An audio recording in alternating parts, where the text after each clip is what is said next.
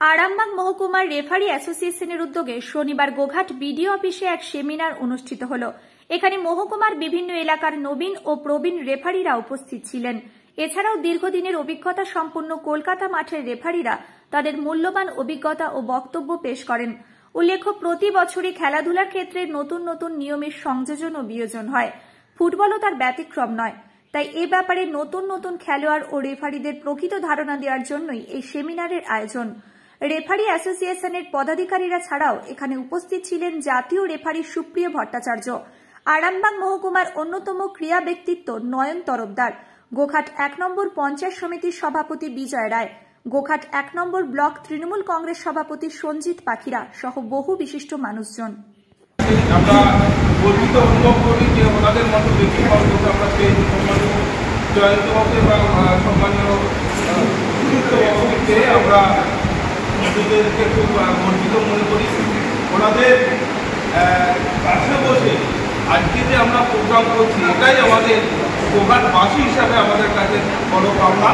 এবং আপনারা সবাই রয়েছেন যারা ক্রীড়া প্রেমী, ক্রীড়া অনুরাগী, খেলাধুলাকে ভালোবাসেন, বিশেষ করে বাংলার যে ঐতিহ্য সেই ফুটবল, আপনাদের সহযোগিতায়, আপনাদের দৈনিক পরিশ্রমের মধ্যে দিয়ে আজও আমরা বাংলার প্রত্যন্ত আনাচে কানাচে ফুটবলের টুর্নামেন্ট আমরা দেখতে পাই। আপনাদের সাহায্য এবং সহযোগিতার মধ্যে দিয়ে আপনাদের মতো প্লেয়াররা না থাকলে আস্তে আস্তে ফুটবল চিরতরে বাংলা তথা ভারতবর্ষ থেকে বিদায় নেবে। আমি আশা করব বাংলার মুখ্যমন্ত্রী প্রয়াস খেলাকে বাঁচিয়ে রাখতে হবে। কারণ বিবেকানন্দ বলে গিয়েছিলেন, গীতা পাঠের চেয়ে ফুটবল খেলা এবং খেলাধুলা করা ভালো।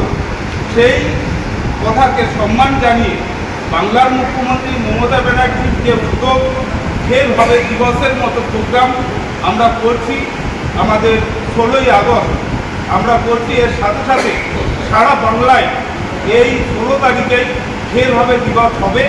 সেখানেতে আপনাদের উপস্থিতি আমরা একান্তভাবে কাম্য। আপনারা সবাই সহগৌরবে মাঠে উপস্থিত থাকবেন।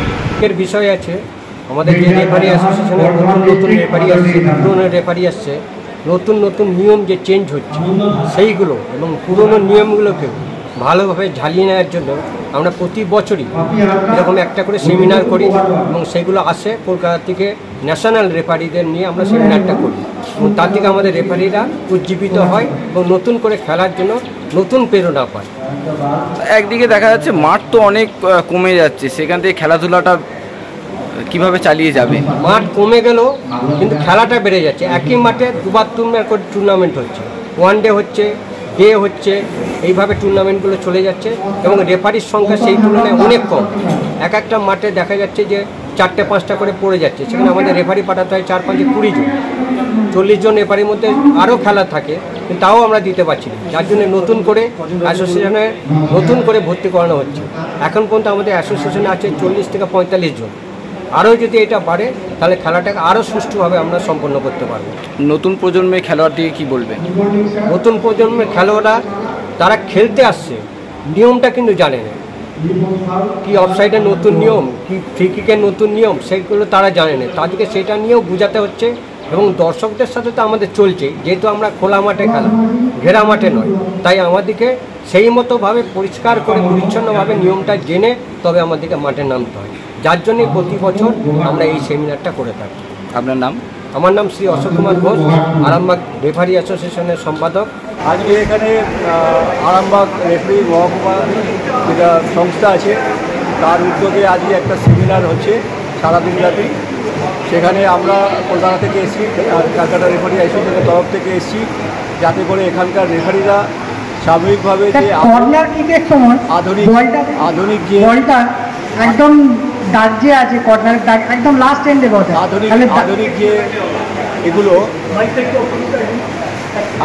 আধুনিক যে আইন কানুনের যেটা খুঁটিনাটি, সেই ব্যাপারগুলো আমরা এখানে আলোচনা করব। প্রতি বছর আইনের বদল হয়, অ্যামেন্ডমেন্ট হয়, সেইগুলো নিয়ে আমরা আলোচনা করব এবং যেটা মাঠে, খেলার মাঠে অন্যান্য যেগুলো আছে সেগুলো আমরা ভিডিওর মাধ্যমে এদেরকে শিক্ষিত করব। যারা যেটা আছে সেটাকে আরও পরিমার্জিত করা আমাদের, সেটাই হচ্ছে আমাদের একমাত্র এম এখানে। যাতে করে এখানে খেলাধুলো যখন হবে সেই সময় যাতে রেফারিরা বা অ্যাসিস্ট্যান্ট রেফারি যাকে আমরা পরিভাষায় লাইন্সম্যান বলি, তাদের যাতে কোনো রকমভাবে অফিসিয়েটিং করতে কোনো অসুবিধা না হয় এবং সর্বোপরি প্লেয়ারদের যাতে কোনো খেলতে অসুবিধা না হয় সেইটাকে আমরা আপডেট করার জন্য আমরা এখানে এসেছি। সবাইকে নয়নদা আশা করি একটু পরিচয় দিতে অনুরোধ করি। আমরা এখানে শেখাবো, তাতে করে এখানে মহকুমা যে রেফারি অ্যাসোসিয়েশন আছে, আরামবাগ মহকুমা রেফারি অ্যাসোসিয়েশন উপকৃত হবে এবং আগামী দিনে খেলা পরিচালনা করতে এদের কোনো অসুবিধা হবে না। আপনার নাম? সুপ্রিয় ভট্টাচার্য। কি পদে আছে? আমি এক্স ক্যালকাটা রেফারি অ্যাসোসিয়েশনের প্রেসিডেন্ট।